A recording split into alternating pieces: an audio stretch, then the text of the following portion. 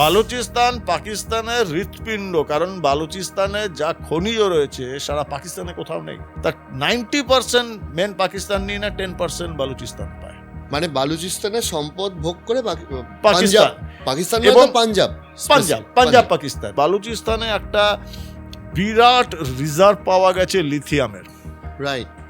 বালুচিস্তানে lithium যেটা ভবিষ্যৎ পৃথিবীর গাড়ি হচ্ছে ইলেকট্রিক ভেহিকল, তার ব্যাটারির জন্য লিথিয়াম দরকার। ফিউচার সৌদি আরব, ফিউচার চায়নার টার্গেট ওখানে, কারণ তার গাড়ি ব্যবসা, চাইনিজ গাড়ি ধ্বংস হয়ে যাবে ওই লিথিয়াম না হলে।